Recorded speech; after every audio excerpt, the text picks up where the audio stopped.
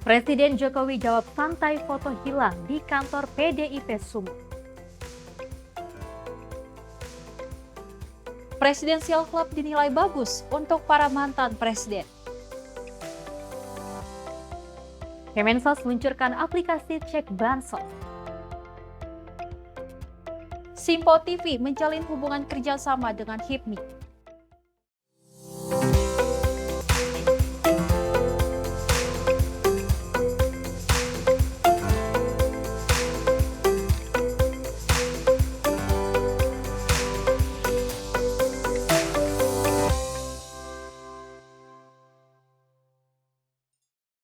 Halo, selamat pagi. Pemirsa Simpo TV, selamat pagi Festi. Selamat pagi. Gimana Sally? kabarnya hari ini Luar Festi? biasa, hari ini kamu Luar cantik biasa. sekali ya, Alhamdulillah. baik, Festi Sally. juga cantik sekali. Kamu apa kabar, Sally? Baik Alhamdulillah ya? baik Festi. Dan tentunya mudah-mudahan pemirsa di rumah yang nonton kita berdua di Menyapa Pagi ini bisa dalam keadaan sehat walafiat. Dan tentunya kita akan memberikan informasi-informasi menarik untuk Anda semua yang ada di rumah. Dan tadi juga ada informasi bahwa Simpo TV Betul. hari kemarin telah menjalin Menjalin kerjasama kerjasama. dengan HIPMI, Betul Himpunan sekali. Pengusaha Muda Indonesia, seperti Betul. itu. Dan pastinya kerjasama ini dapat memberikan hubungan baik juga antara HIPMI Betul, dan Simpo memberikan TV. awareness ke depannya kepada Yes. masyarakat atau hal layak lainnya seperti itu. Dan tentunya informasi-informasi menarik akan terus kami hadirkan untuk Anda. Ini dia informasinya untuk Anda. Bersama saya Sally Sregar. Dan saya Festi Rahmadi. Inilah Menyapa Pagi selengkapnya.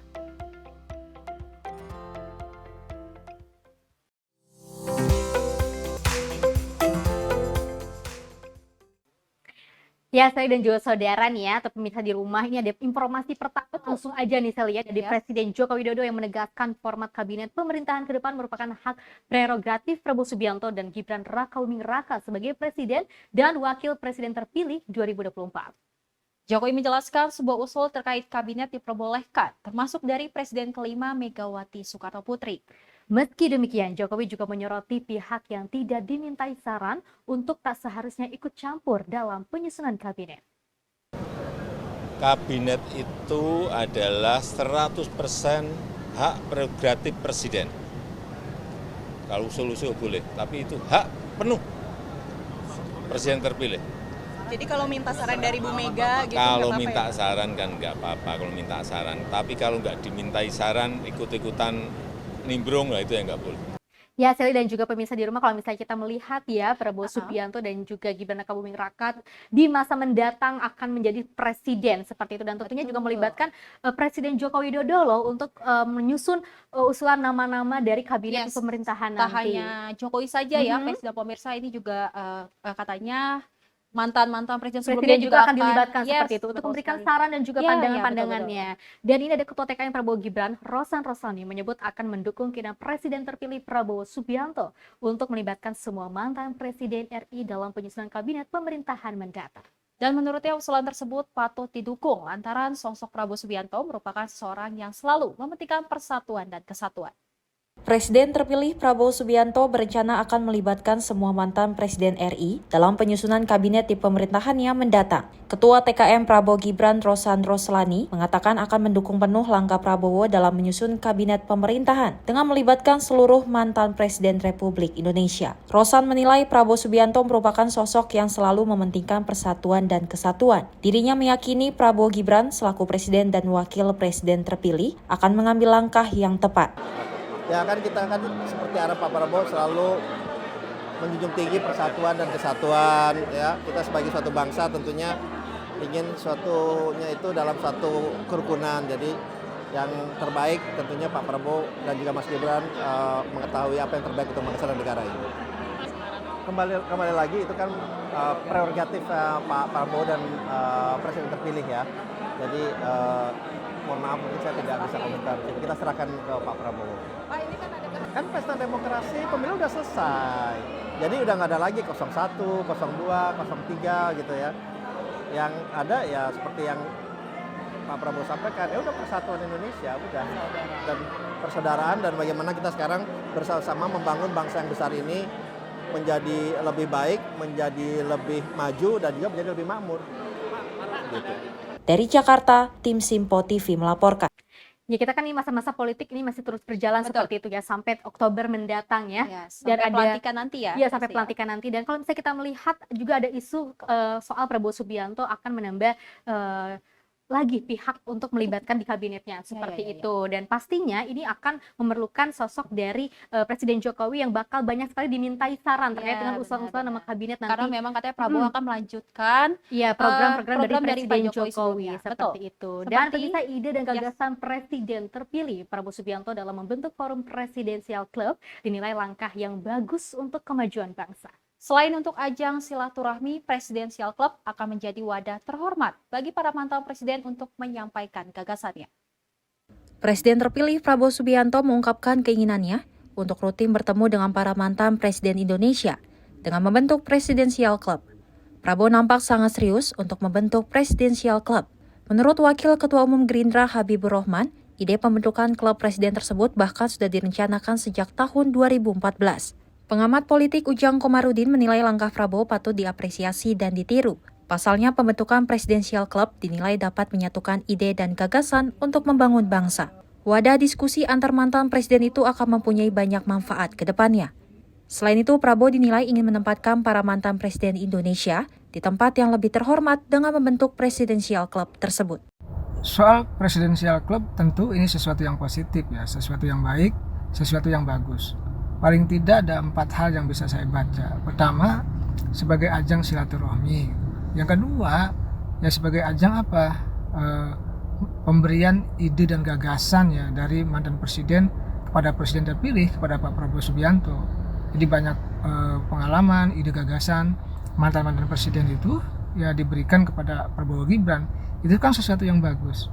Yang ketiga, saya melihatnya apa? Ya, Pak Prabowo ingin menyatukan beliau-beliau mantan-mantan presiden yang hingga saat ini tidak akrab gitu. Kita tahu dan sama-sama tahu bahwa Ibu Megawati dengan Pak SBY dari Pilpres 2004 hingga 2024 5 kali Pilpres itu tidak akrab. Lalu di 2024 pun Pak Jokowi dengan Ibu Megawati pun putus hubungan, tidak akrab. Nah, dalam konteks itu ya Pak Prabowo ingin menyatukan mereka semua dalam satu wadah, itu Presidensial Club. Nah, yang keempat saya melihatnya, kelihatannya Pak Prabowo ingin menempatkan mantan-mantan presiden di tempat yang terhormat, di tempat yang mulia. Nah, wadahnya mungkin yaitu Presidensial Club itu. Kalau saya melihatnya seperti itu. Memang nanti tantangannya gitu loh, yaitu bagaimana Pak Prabowo bisa mengajak beliau-beliau mantan-mantan presiden, Ibu Mega, Pak SBY dan Pak Jokowi untuk bisa bersatu dalam satu wadah itu. Ini ya kesulitannya. Karena kalau hati yang terluka, ya hati yang kecewa di masa lalu, itu tidak mudah untuk bisa disatukan. Dan itu tantangan yang paling besar yang harus diselesaikan oleh Pak Prabowo ketika ingin merealisasikan Presidensial Club tersebut. Dijelaskan Presidensial Club merupakan wadah untuk menyatukan para mantan presiden Indonesia terdahulu supaya bisa tetap rutin berdiskusi tentang masalah strategis kebangsaan. Dengan tercetusnya ide Presidensial Club ini, diharapkan para mantan presiden bisa tetap menjaga silaturahmi kebangsaan. Para pemimpin bangsa harus bersatu untuk menghadapi tantangan geopolitik dan geostrategis yang sangat dinamis. Dari Jakarta, tim Simpo TV melaporkan. Dan Ya. tentunya dengan adanya forum Presidensial Club ini sangat bagus sekali ya. Saran yang sangat bagus yang diberikan oleh Prabowo Gibran, karena kita akan mengetahui apa saja sih, kan itu dalam forum Presidensial Club ini itu untuk menukar pandangan, pikiran yes. seperti itu, pengalaman-pengalaman dari presiden-presiden terdahulu seperti Ya. itu kan. Jadi kita untuk menyusun Indonesia ke depannya akan jauh lebih baik. Karena memang seperti PST itu. ini President's Club juga di Amerika juga diterapkan. Mungkin juga Betul, di Prabowo seperti ingin itu. menerapkan salah satu juga ingin menyatukan para mantan presiden sebelumnya agar damai, cair, dan pastinya Betul. memajukan Indonesia lebih baik Yes, lagi. dan tentunya dengan Prabowo Subianto itu akan perlu melibatkan banyak pihak Ya. dalam penyusunan kabinet. Betul Dan tentunya sekali. Presiden Jokowi tidak mau ambil pusing terkait kabar foto dirinya yang tidak ada di salah satu ruangan kantor Dewan Perwakilan Daerah PDIP Sumatera Utara. Presiden Jokowi justru memberikan respon santai ketika dimintai tanggapan oleh para juru wartawan. Hal itu direspon Presiden Jokowi saat kunjungannya ke Pasar Baru Karawang yang didampingi oleh Menteri Perdagangan Zulkifli Hasan. Presiden menanggapi dengan santai. Menurut Jokowi, itu hanyalah sebuah foto saja dan tidak perlu dipermasalahkan. Apanya? Fotonya Bapak nggak ada diturunkan. Apa nggak ada di kantor DPR? Yang foto hanya presiden. Ah, foto. Apanya? Ya foto aja. Sekjen PDIP Hasto Kristianto menekankan perihal itu bukan merupakan instruksi Dewan Perwakilan Pusat PDIP. Ia menegaskan PDIP sangat menghormati Joko Widodo dan Ma'ruf Amin selaku Presiden dan Wakil Presiden Republik Indonesia. Sementara itu, perwakilan DPD PDIP Sumut mengklarifikasi tidak adanya foto Jokowi di salah satu ruangan, disebabkan foto Presiden terjauh saat ada kegiatan pemasangan baliho di ruangan tersebut. Tim Simpo TV melaporkan. Ya iyalah ya, jadi jangan-jangan kemana sih nih fotonya kok bisa hilang Iya, gitu iya. ya. Tapi Dan ini memang ada yang nggak ada itu foto dari Jokowi saja, Betul, hanya Ma'ruf dalam Amin ada. Garuda dan Pak Kiai Ma'ruf Dan Amin. itu tentunya jadi berita dan juga teka-teki mengapa sih Iya. foto dari Presiden Jokowi ini kok nggak ada, tapi untungnya nih Presiden kita ini menjawabnya dengan santai. Itu kan Betul. cuma foto aja, ya Dan udah nggak apa-apa Benar, tidak gitu ambil kan pusing ya. ya soal Iya, berita-berita ini. betul. Jadi Tapi dari Oke. Sekjen PDIP juga Hasto menyebut bahwa itu merupakan dari apa namanya ekspresi diri dari kader aja. Ekspresi seperti apa sih Pak? Coba dong dikasih tahu sama Aduh. kita gitu kan ya.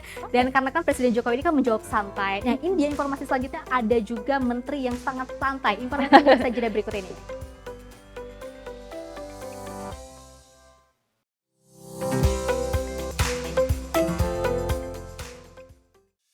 Halo, salam jumpa pemirsa. Kami kembali hadir dengan rangkaian informasi yang dihimpun dari berbagai penjuru dunia. Kami hadirkan rangkuman informasi terkini dari seluruh penjuru dunia hanya untuk Anda.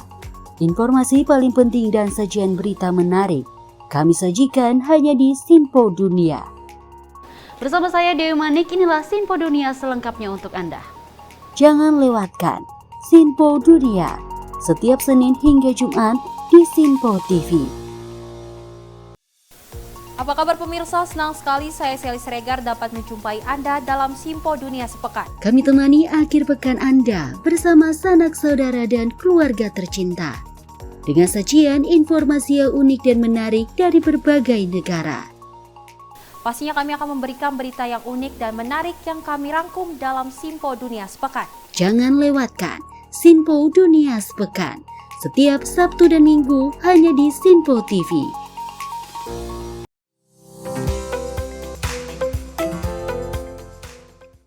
Terima kasih pemirsa masih bersama kami di Menyapa Pagi Simpo TV. Ya, bersama saya Pesi Rahbadi dan juga Sally Siregar. Ya, betul sekali. Kalau misalnya tadi ada yang santai-santai, Joko Widodo mengucapkan, udah santai aja lah ya, kalau misalnya Ya, fotonya hilang soal nggak apa-apa, foto ntar ya. bisa dicari, kan bisa diganti gitu kan ya. Tapi yang satu ini ada Menteri PUPR Basuki Hadi Mulyono mengunjungi rumah tapaknya di IKN yang sudah rampung 100%. Hal ini dilakukannya di tengah kunjungannya ke berbagai fasilitas di kawasan inti pusat pemerintahan.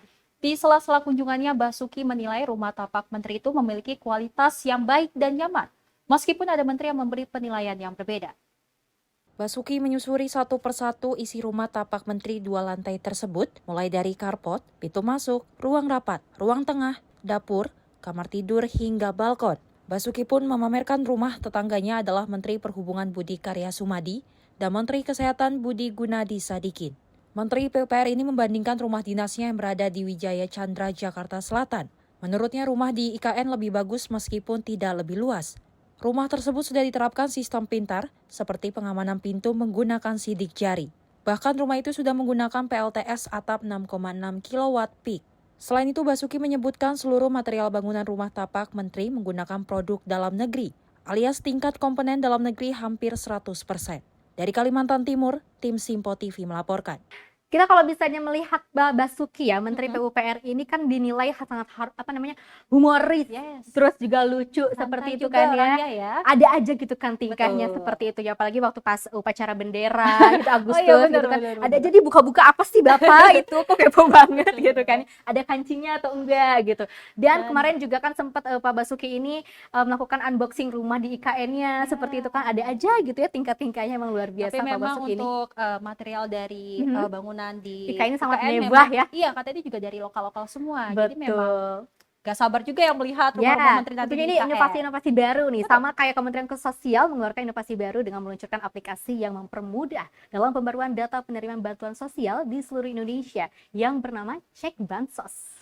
Menteri Sosial Tri Risma hari ini menyebut melalui aplikasi tersebut, Kemensos akan dapat lebih mudah untuk memantau perubahan data para penerima manfaat. Untuk mempermudah memantau perbaruan data untuk penerima bantuan sosial, Kementerian Sosial meluncurkan aplikasi terbaru yang bernama Cek Bansos. Menteri Sosial Tri Risma hari ini mengatakan melalui aplikasi Cek Bansos, Kementerian Sosial akan dapat mempermudah untuk memantau perubahan data penerima manfaat di setiap daerah dengan dibantu oleh perangkat desa. Dengan aplikasi ini juga perangkat desa yang akan bertanggung jawab dalam memperbarui data warga. Penerima Bansos akan memberikan update terkini melalui aplikasi secara digital. Selain itu, Kemensos juga dapat melacak siapa yang memberikan rekomendasi pemberian bansos untuk menghindari alokasi bansos yang tidak tepat sasaran. Jadi aplikasi ini bisa di-download lewat Play Store, nanti mungkin Pak Kepala Pusdatin bisa menjelaskan dengan aplikasi namanya Cek Bansos. Jadi Bapak Ibu sekalian nanti akan kita Senin itu akan kita training untuk daerah, sosialisasikan dan kita training untuk daerah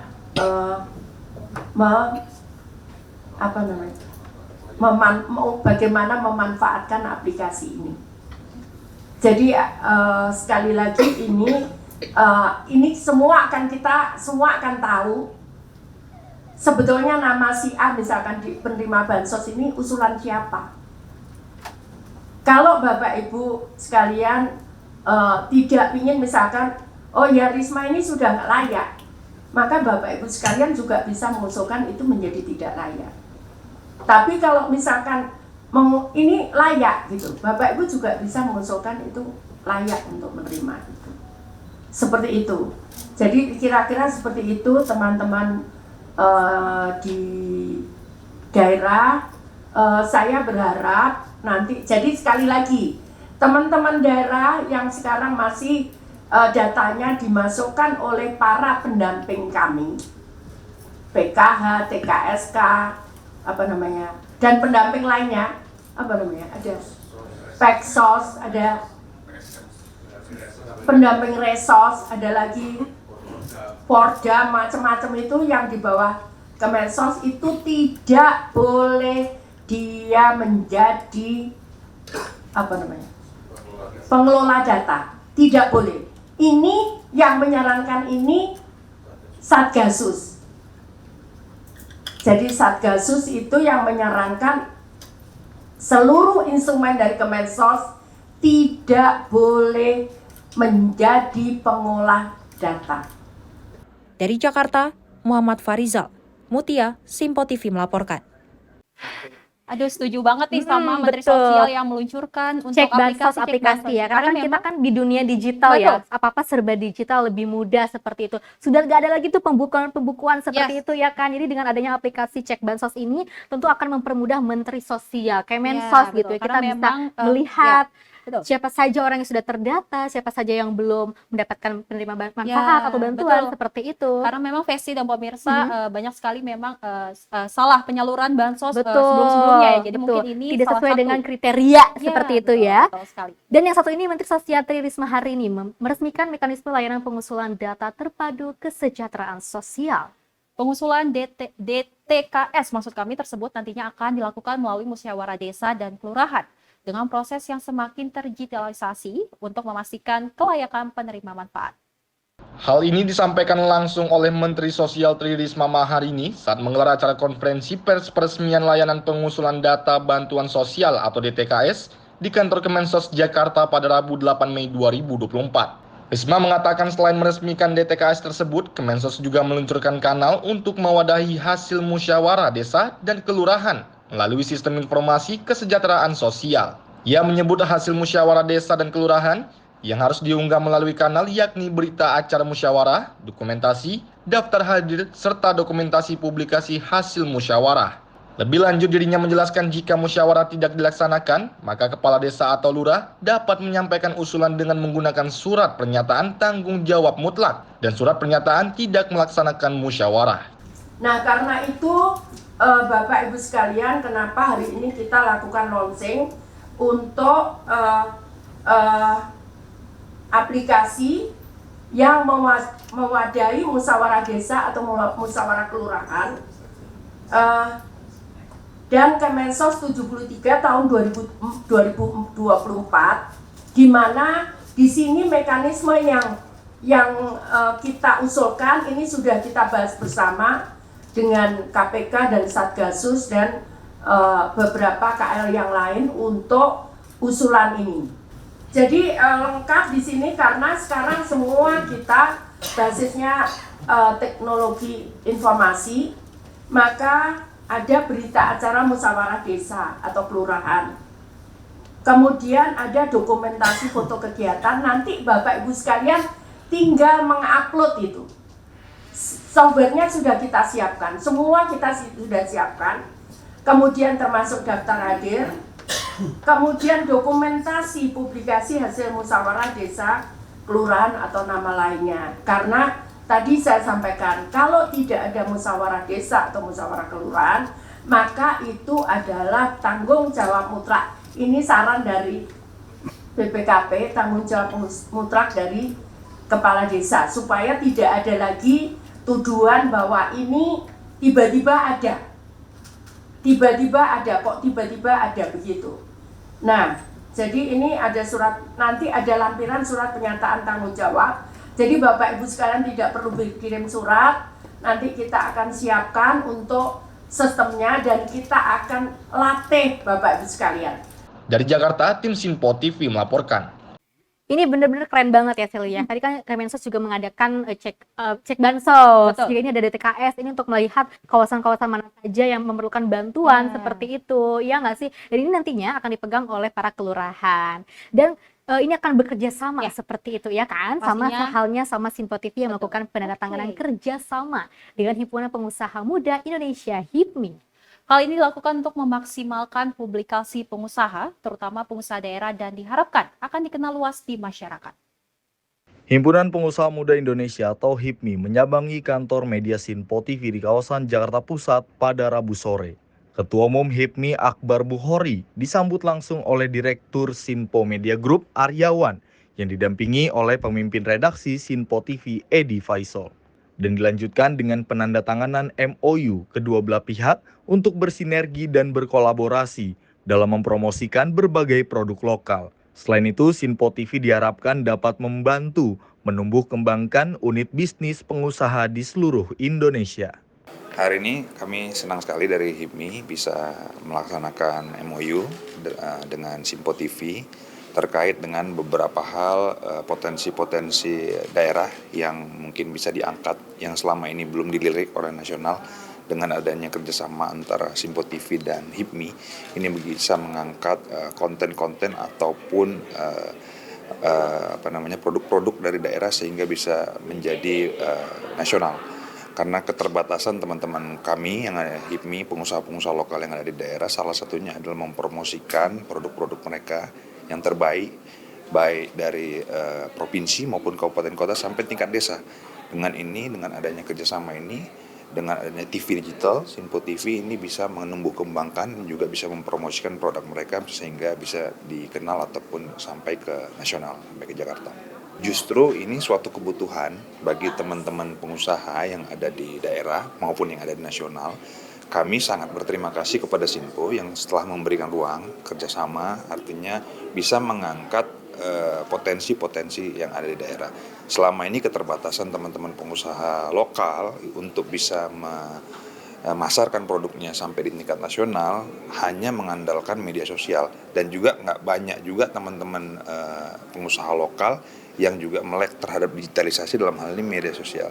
Dengan adanya kerjasama dengan Sinpo ini bisa juga mengkapitalisasi kemampuan mereka, kemampuan tim media mereka, dan juga bisa memasarkan produk-produk mereka yang ada di desa, kabupaten kota, provinsi, sehingga bisa dipasarkan secara tingkat nasional.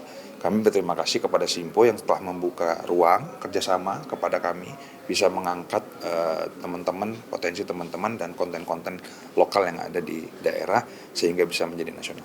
Sementara itu, Direktur Sinpo Media Group Aryawan mengungkapkan keinginannya untuk membantu para pengusaha, khususnya yang berada di daerah untuk mempublikasikan bisnisnya.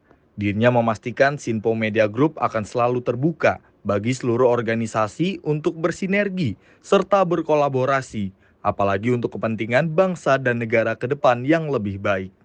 Untuk mempublikasi bukan hanya soal kegiatan HIPMI tapi juga usaha-usaha terutama yang memang sampai hari ini di daerah-daerah kesulitan untuk mempublikasi secara nasional.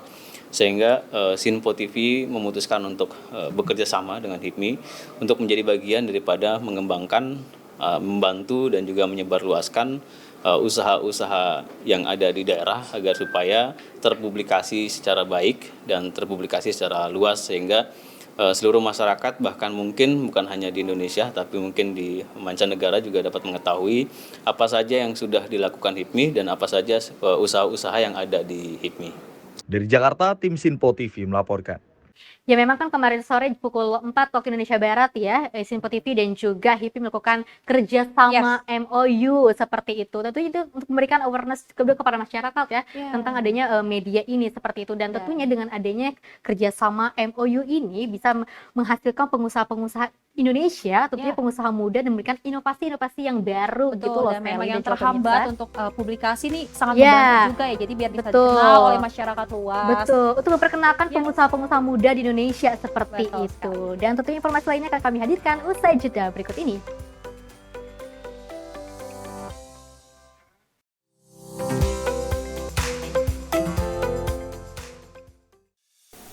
Salam jumpa pemirsa, Anda menyaksikan Sinpo Sepekan bersama saya Syam Hakung. Beragam informasi selama sepekan kami sajikan untuk Anda. Rangkuman berita yang menjadi sorotan media massa siap menemani akhir pekan Anda bersama keluarga tercinta.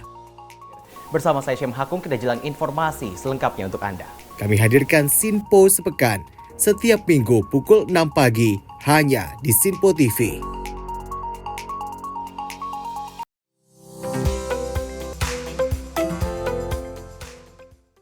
Terima kasih Anda masih bersama kami dalam Menyapa Pagi Sinpo TV bersama saya Festi Rahmadi dan saya Felis Reika. Dan tentunya tadi kan kita sudah dari pemberitaan tentang MOU kerjasama antara Sinpo TV dan juga HIPMI gitu kan. Tentunya juga HIPMI melakukan kunjungan nih melihat-lihat di Sinpo TV. Tapi yang satu ini Presiden Joko Widodo meninjau fluktuasi harga komoditas pangan di Pasar Baru, Karawang, Jawa Barat.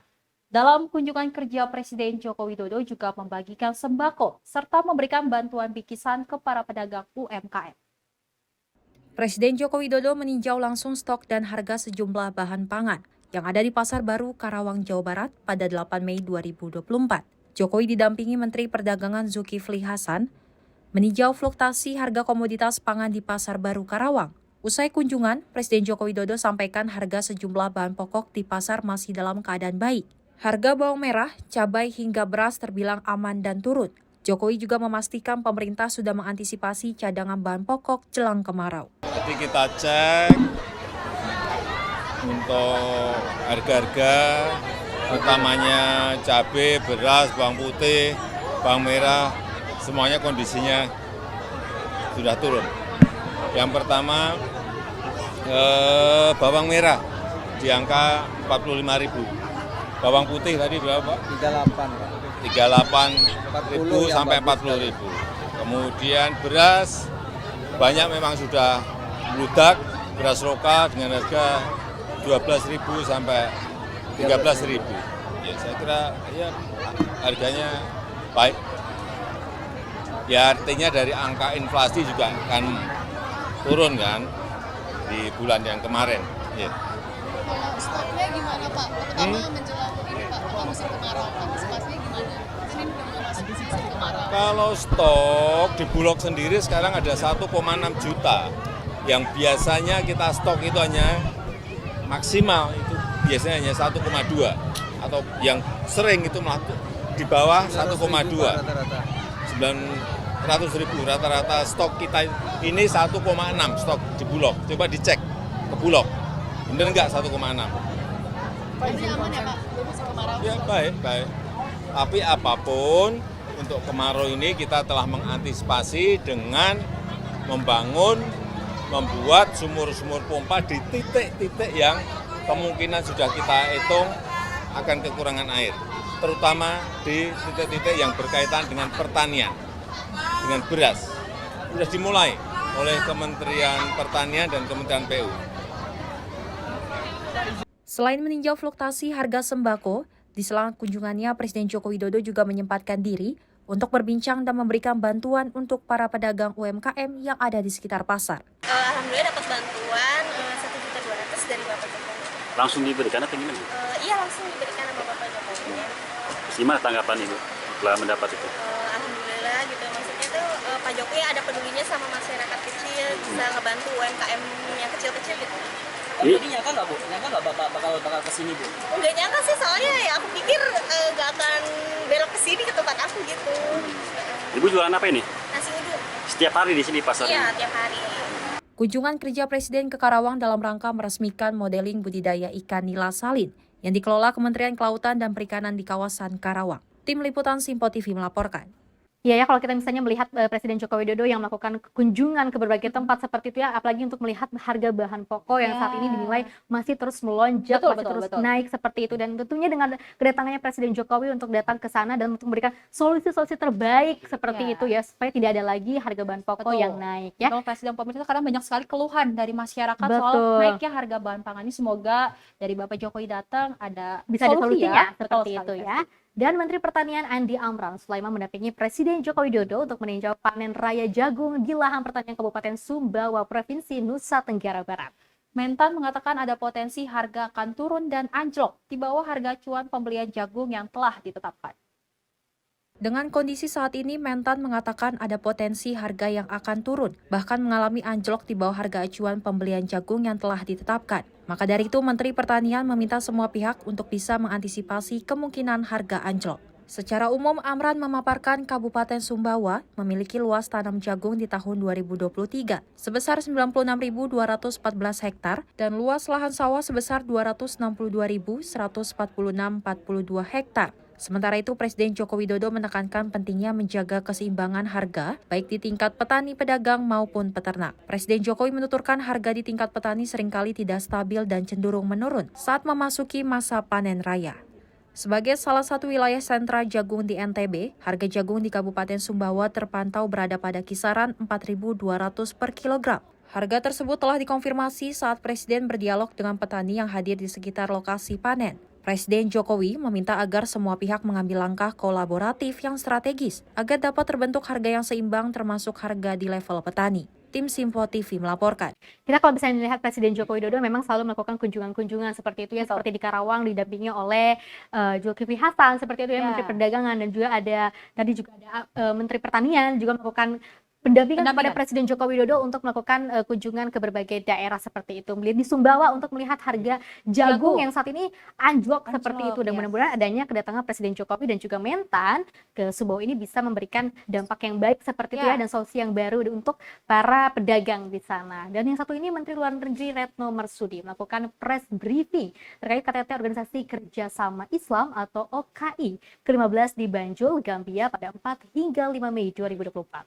Dalam kesempatan itu, Indonesia kembali menekankan untuk kompak menyerukan gencatan senjata dalam perang Gaza. Seruan itu disampaikan di tengah pembantaian yang masih dilakukan Israel di jalur Gaza. KTT Banjul merupakan KTT OKI reguler pertama setelah serangan Israel ke Gaza. Pada bulan November yang lalu, Saudi Arabia mengadakan KTT luar biasa yang khusus membahas mengenai situasi di Gaza.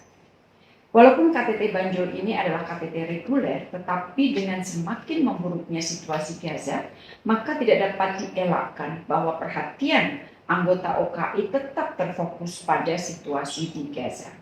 Di dalam pernyataan nasional Indonesia, saya menyampaikan dua hal utama, yaitu yang pertama mengenai Palestina, yang kedua mengenai agenda OKI untuk masalah pembangunan dan isu perempuan.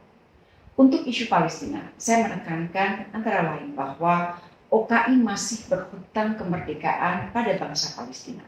Saya ingatkan kembali bahwa dalam Arab Peace Initiative dan berbagai keputusan OKI disebutkan bahwa perdamaian dengan Israel hanya akan dilakukan jika Israel menghentikan pendudukannya terhadap Palestina. Sikap tersebut telah mengirim pesan yang sangat kuat bahwa tanpa kemerdekaan Palestina, maka tidak akan ada hubungan diplomatik dengan Israel. Dengan tegas, saya ingatkan bahwa keputusan dan pesan tersebut sudah seharusnya dipertahankan secara konsisten. kita kalau misalnya melihat perang Israel dan juga Gaza seperti ini sangat mengenaskan sekali gitu ya. Tapi kita juga tidak mau hal itu terus berlanjut seperti itu Karena ya. memang Dan Presiden pemirsa banyak sekali korban yang sudah terdampak dari perang ini, dari mulai anak kecil, orang tua, bahkan lansia juga jadi kena ya dampaknya dari ini. Ya, dan Menteri Luar Negeri juga Menlu Retno Marsudi juga mengatakan bahwa untuk bisa kita datang ke sana itu melakukan lika-liku yang sangat luar biasa. Kita harus transit ke beberapa tempat dengan waktu yang sangat lama seperti itu ya. Dan ini menjadi salah satu acuan gitu untuk Retno Marsudi karena sebagai perwakilan dari Presiden Joko Widodo untuk menghadiri OKI KTT ke-15 di Banjul, Gambia seperti itu. Dan Asrama Haji Embarkasi Jakarta Timur siap menampung calon jemaah calon haji tahun 2024. Sarana dan prasarana sudah disiapkan untuk memastikan kenyamanan para calon jamaah haji dari berbagai daerah.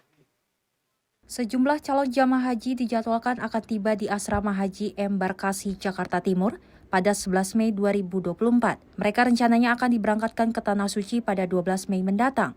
Segala persiapan untuk calon jamaah haji pun telah dilakukan Asrama Haji Embarkasi Jakarta Timur untuk kenyamanan para calon jamaah haji sebelum diberangkatkan.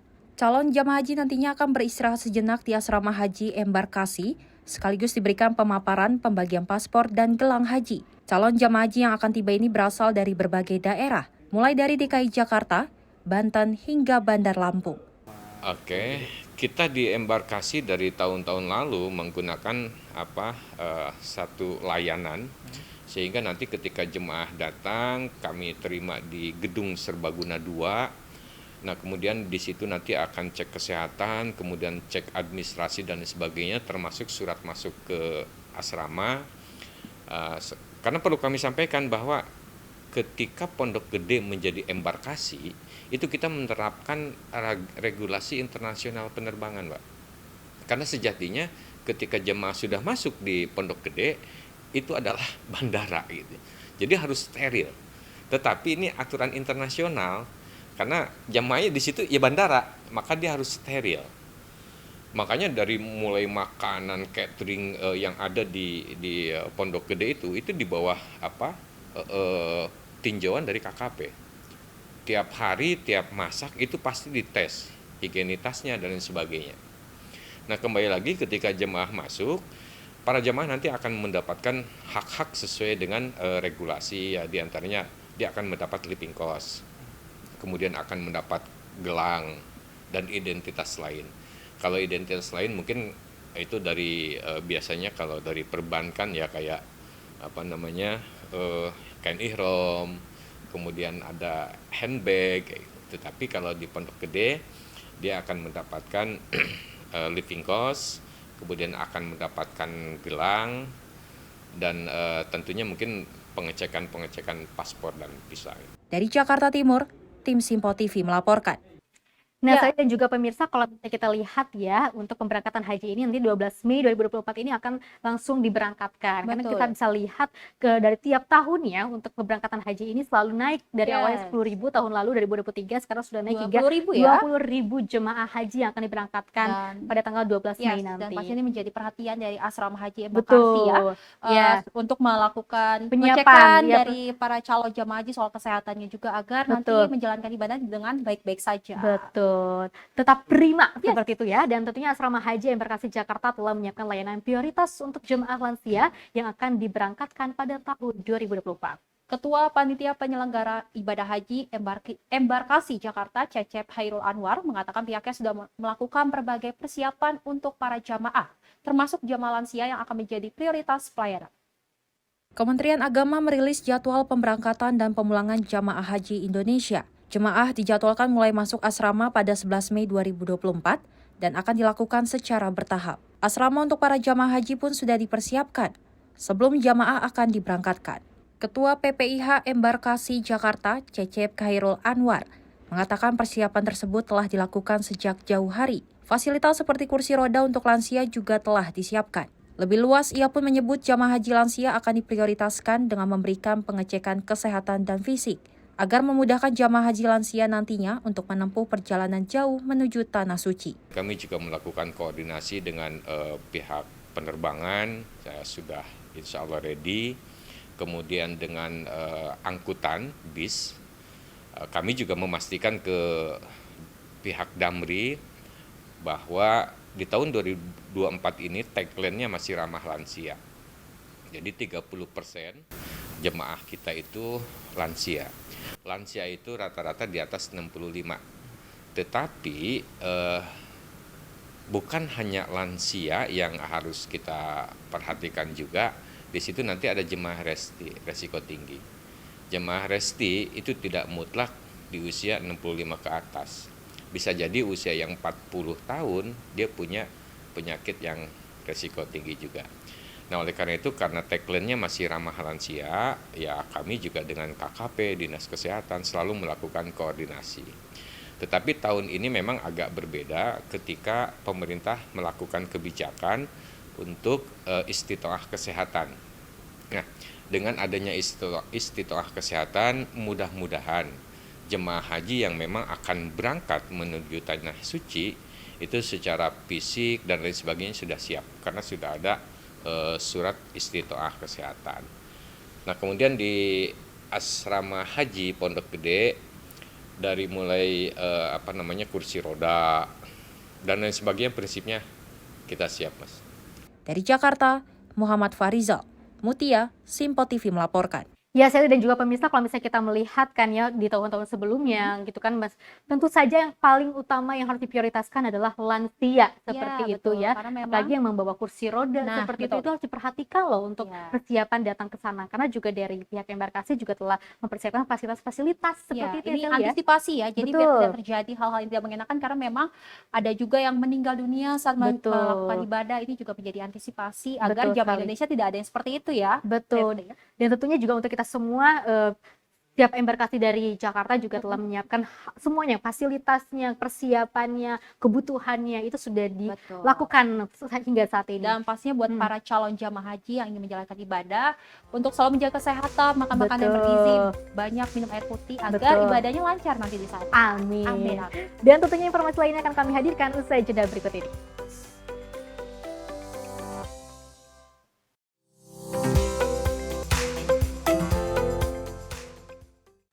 Halo, salam jumpa pemirsa. Senang sekali kita kembali hadir menjumpai Anda dalam Menyapa Malam ini. Rangkuman informasi berkualitas siap temani Anda di malam hari. Sajian berita teraktual yang menjadi pembicaraan kami hadirkan ke layar kaca. Laporan dari berbagai peristiwa kami sajikan ke ruang informasi Anda. Kami hadirkan topik yang jadi sorotan dengan nuansa kekinian. Bangga sekali yang melihat sepak bola Indonesia akhirnya seperti itu. Selain main di Qatar, Presiden juga ikut ya, para menteri. Tapi bukan di Qatar. Ya, di Gorontalo. Ini di Gorontalo pada saat meninjau panen raya seperti itu, panen raya jagung di Provinsi Gorontalo. Dan kita berharap kok peristiwa-peristiwa seperti ini jauh-jauh lah ya, benar kan Andi ya. Karena mengerikan Curanmor, terus kayak kejadian seperti tadi yang nggak kita duga, nggak kita sangka, yang kita jauh-jauhkan nih bisa saja menimpa gitu. Dan kita tetap harus berhati-hati pemirsa. Saya Andi Rezaldi, saya Chef Hakung. Terima kasih sudah menonton. Selamat malam dan sampai jumpa. Saksikan selalu Menyapa Malam setiap Senin sampai Jumat pukul 20.00 waktu Indonesia bagian Barat hanya di Sinpo TV.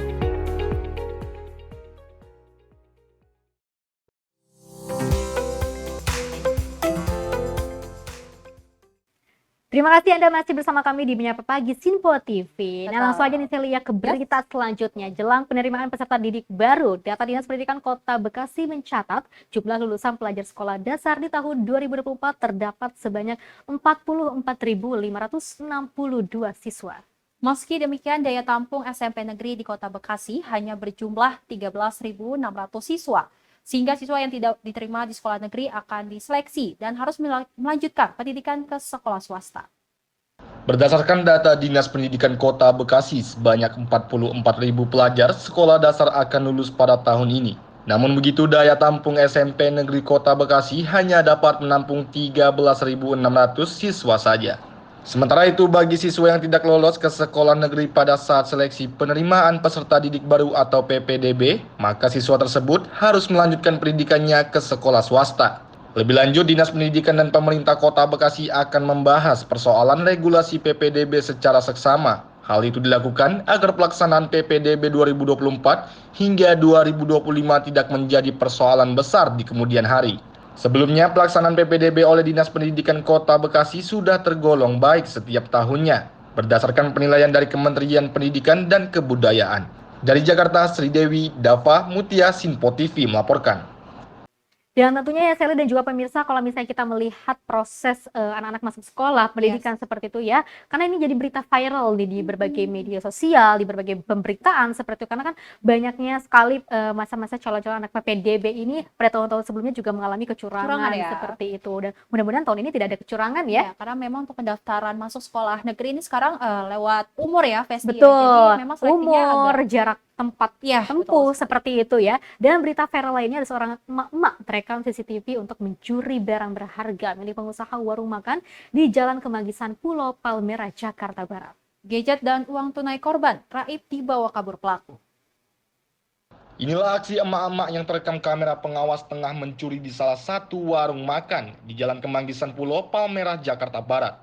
Aksi wanita parubaya ini terbilang mulus tanpa diketahui korban, lantaran sang pemilik warung tengah beristirahat usai menutup warung. Diketahui peristiwa pencurian tersebut terjadi pada pukul 3 sore saat korban tengah tertidur usai menutup warung makannya. Namun korban lupa untuk mengunci pintu hingga pelaku dengan leluasa masuk ke dalam warteg tanpa diketahui korban. 2 unit gadget dan uang tunai milik korban yang diletakkan korban dalam kotak untuk membayar tagihan rempeyek raib dibawa kabur pelaku. Tapi kotak uang itu kebuka, kan? Kotak uang kebuka, terus ibu lihat-lihat lagi jam 3:05 itu ada ibu-ibu itu masuk ke sini, yaitu nyari-nyari itu. Langsung dia dari sana langsung masuk itu ya. Masuk langsung menuju ke kamar saya.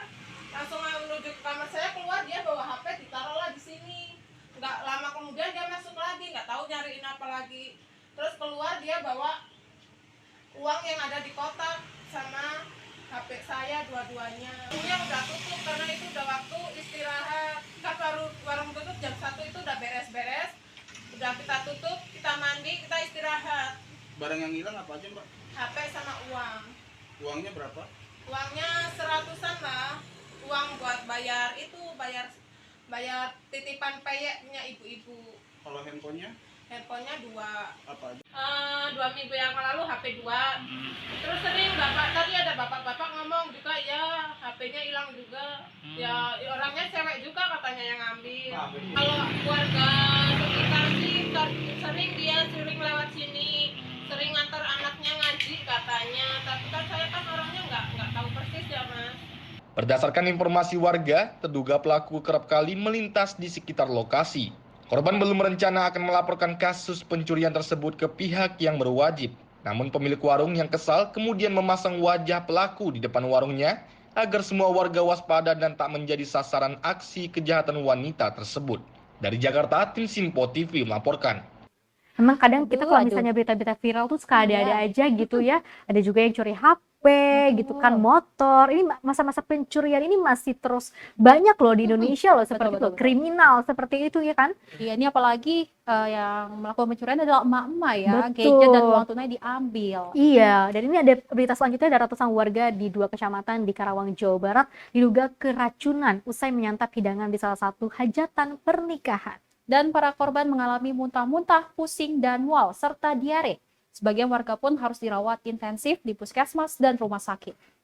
Usai menghadiri acara hajatan di rumah ANS di Desa Jayakerta, Kecamatan Jayakerta, Karawang, Jawa Barat, 150 orang mengalami muntah, pusing, serta mual dan diare. Diduga warga mengalami keracunan usai menyantap makanan yang dihidangkan oleh sohibul hajat.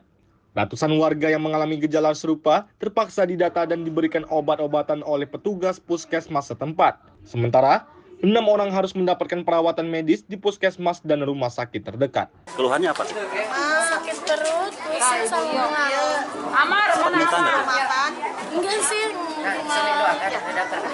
obat buyutnya 3 kali. Kata kondangan jam berapa? Jam 3. Baru terasa sekarang gitu. Iya. Rata-rata korban keracunan dialami orang dewasa dan lansia, namun tidak sedikit anak-anak yang juga mengalami keracunan. Selain warga Jayakerta, sedikitnya 250 warga di Kecamatan Tirtajaya juga mengalami keracunan usai menghadiri hajatan di tempat yang sama. Sedikitnya 7 warga harus dirawat intensif di Puskesmas Tirtajaya.